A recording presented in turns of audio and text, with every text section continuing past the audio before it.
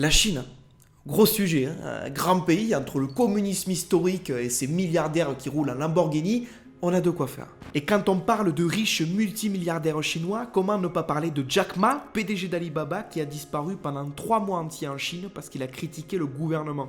Comment ne pas parler de Wang Jian, 1,7 milliard de dollars de fortune personnelle, mystérieusement décédé dans un village du sud de la France alors qu'il était en vacances.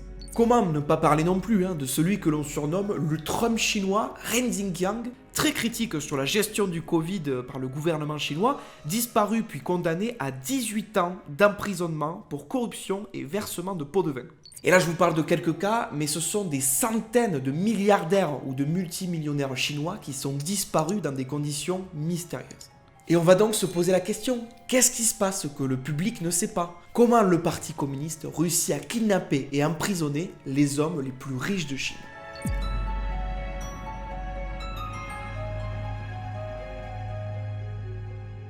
Vous le savez sûrement, mais la République populaire de Chine, elle a 70 ans et son leader historique a été le grand Mao Tse-tung. Aujourd'hui, c'est Xi Jinping qui est au pouvoir et entre les deux hommes, le pays a complètement changé. La Chine, c'est la première puissance mondiale avec 25 000 milliards de dollars de PIB annuel. C'est une super puissance capitaliste. Elle a connu pendant longtemps une croissance à 2 chiffres, on l'a surnommée l'usine du monde, c'est le pays le plus peuplé de la planète avec 1,4 milliard d'habitants. Et justement, en parlant de ça, on va venir au sujet de cette vidéo. La Chine, c'est aussi le pays qui compte le plus grand nombre de milliardaires.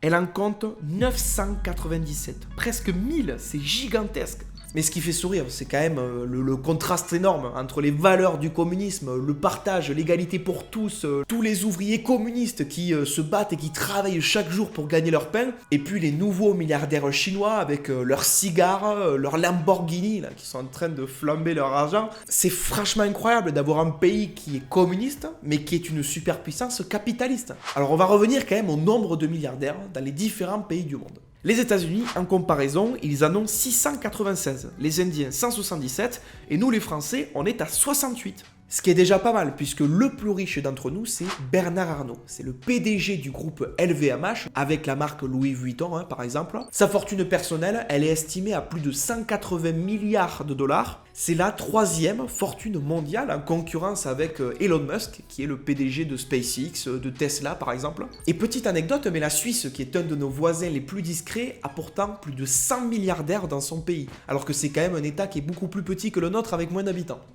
Mais si on revient à la Chine, malgré ce nombre de milliardaires, il ne faut pas oublier qu'elle est gouvernée par un parti unique. Le Parti communiste chinois, qui est un organe de pouvoir extrêmement puissant et qui n'hésite pas à écraser tout sur son passage. La Chine, elle est donc au 21e siècle. C'est une superpuissance qui est capitaliste dans son économie et qui a des hommes qui ont des fortunes personnelles qui sont effarantes. Ces hommes-là, ils gagnent en argent, mais ils gagnent aussi en pouvoir, en influence. Certains animent des blogs, des conférences et se permettent de critiquer un peu trop ouvertement le gouvernement chinois. Premier cas dont nous allons parler, le Trump chinois Ren Zhiqiang.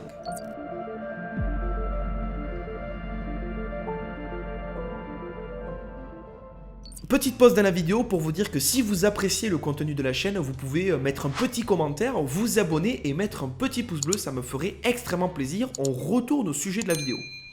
Ren, il a fait fortune dans l'immobilier et c'est une grande gueule, c'est pour ça qu'on le surnomme le Trump chinois. 你们老说我放炮，实话实说就叫放炮吗？那只能说那些称我为放炮的人，是因为他们经常不敢实话实说。 Plusieurs fois, il a osé donner son avis sur le gouvernement chinois, mais le 13 mars 2020, il disparaît mystérieusement. Personne ne sait où il est passé. Mais cet homme mystérieusement disparu, il réapparaît le 22 septembre 2020 dans les médias, puisque Ren Zhiqiang a été condamné à 18 ans d'emprisonnement et à 530 000 € d'amende pour corruption et acceptation de pots de vin, puisqu'il aurait touché 160 000 € de dessous de table. Et si on essaye d'être sensé, Ren, c'est quand même un blogueur qui était très connu en Chine. Il avait 37 millions d'abonnés. Et si je parle au passé, c'est que plusieurs fois, ses chaînes et ses pages ont été supprimées. Et comme par hasard, plus tard, il se fait emprisonner pour corruption. Il y a peut-être un rapport entre les deux. En fait, c'était un homme d'affaires qui gagnait en influence en critiquant le gouvernement chinois. Et ces dernières critiques ont porté sur la gestion du Covid par le Parti communiste. À travers cette épidémie, vous pouvez voir la réalité. Le parti protège les intérêts du parti, la bureaucratie protège ses intérêts, le dirigeant suprême ne protège que sa position et ses intérêts fondamentaux. Cette dictature à parti unique va à l'encontre de l'esprit de la Constitution. Et bam, emprisonné pour 18 ans, je pense qu'il donnera plus forcément son avis. Et après tout, on peut se dire que ce n'est qu'un cas isolé, que dans le monde des affaires, c'est parfois très compliqué, il se passe des choses extrêmement sombres. Donc peut-être que ce monsieur a mérité sa peine parce qu'il a fait des choses illégales. Mais le souci, c'est que ce n'est pas un cas isolé. Et on va parler de l'affaire la plus mystérieuse de cette vidéo. Vous pourrez d'ailleurs me donner votre avis en commentaire, puisqu'il n'y a pas de vérité sur cette affaire. On va parler de la disparition mystérieuse de Wang Jian.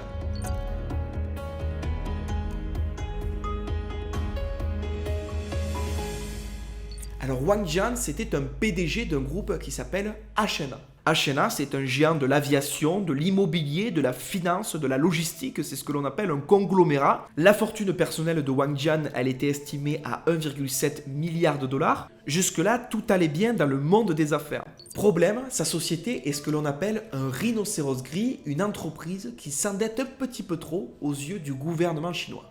Peu importe, Wang Jian a envie de prendre des petites vacances et il part en juillet 2018. On le retrouve dans le sud-est de la France, à Beaulieu, dans le département du Luberon. Nous sommes donc en plein milieu de son séjour et Wang Jian est à peine conscient, les yeux révulsés, le sang coule, il vient de faire une chute de 8 mètres de haut. Ses assistants venus à son secours ne peuvent rien faire, Wang Jian s'éteint à 56 ans des suites d'une chute mortelle. De là, les médias internationaux s'emparent de l'affaire, puisque la mort est quand même mystérieuse, on ne sait pas comment c'est arrivé. D'après l'enquête, d'après ce qui a été déterminé, il est monté pour une raison inconnue, magnifique paysage, et il a été déséquilibré, et il est venu s'écraser 15 mètres plus bas. La thèse la plus populaire, c'est que ce serait un assassinat de la part du gouvernement chinois. En effet, sa société était en difficulté et comme on en a parlé, le Parti communiste digère très mal l'échec. Et ce qu'ils n'aiment pas forcément, c'est aussi qu'on s'oppose à eux. Jack Ma, par exemple, le PDG d'Alibaba, critique les banques publiques en Chine. Il disparaît pendant 3 mois et après il va réapparaître en public. D'ailleurs, il vante les mérites du régime communiste. Il s'est fait complètement laver le cerveau.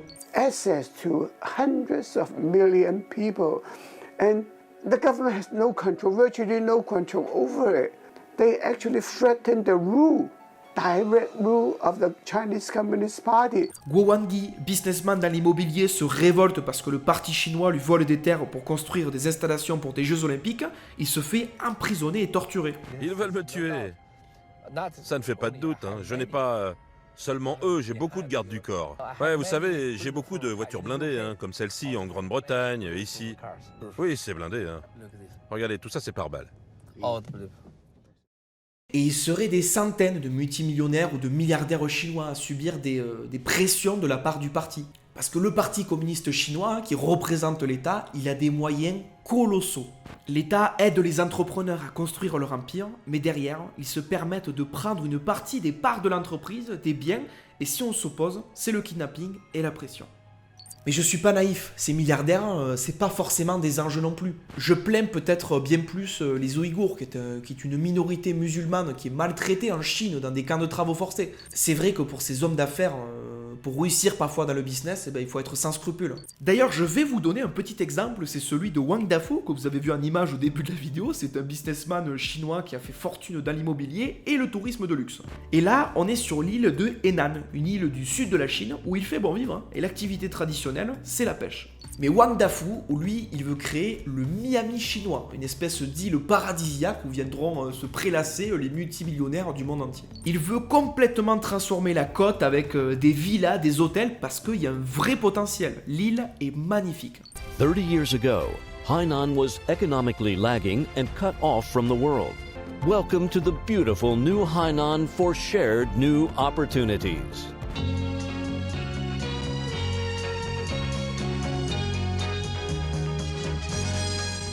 Sauf que les pêcheurs, ils vivent au bord de la mer, puisque c'est leur métier de pêcher, donc ils vivent à proximité de l'eau. Il y a donc un souci, parce que les pêcheurs habitent sur la zone que Wang veut exploiter. Et dans ce cas-là, quand on est un magnat de l'immobilier, que fait-on? On fait de l'expropriation.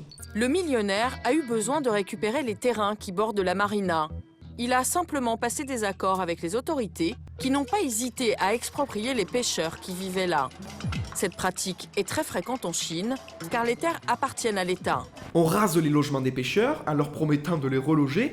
Au final, on leur donne des appartements sans eau et électricité en les laissant faire des travaux eux-mêmes avec une pension misérable. Et là, vous vous dites, mais qu'ils se révoltent, hein, parce que c'est affreux. Mais on est en Chine, voilà. Et la révolte chez les Chinois, c'est pas quelque chose qui est très apprécié par le gouvernement. Et quand les habitants de ces anciennes maisons de pêcheurs se révoltent, voici ce que ça donne. L'un des habitants, cet homme à la chemise blanche, est persuadé qu'il a le droit de rester dans sa maison. Il s'avance à la rencontre des ouvriers pour négocier, mais il est aussitôt roué de coups. D'autres villageois essaieront de se défendre, en vain. Voilà, merci en tout cas d'avoir écouté ce sujet sur les milliardaires et les millionnaires chinois qui disparaissent. J'espère que vous allez mettre un petit pouce bleu et un petit commentaire pour me donner votre avis sur cette vidéo. En tout cas, les commentaires, c'est quelque chose qui vraiment me touche le plus profondément. Merci en tout cas de vos soutiens sur les dernières vidéos, ça fait extrêmement plaisir. Si vous êtes nouveau sur la chaîne, vous pouvez également vous abonner et mettre la cloche, ça me ferait extrêmement plaisir. Le but, c'est de construire une petite communauté. Pour l'instant, on est 500 abonnés, donc c'est déjà un bon début pour 4-5 vidéos. Franchement, ça fait super plaisir. N'hésitez pas aussi à me donner en commentaire des idées de vidéos que vous aimeriez bien voir sur la chaîne, ça me donnerait des idées. Et puis on se retrouve pour une nouvelle vidéo. Je vous dis donc à la prochaine, salut.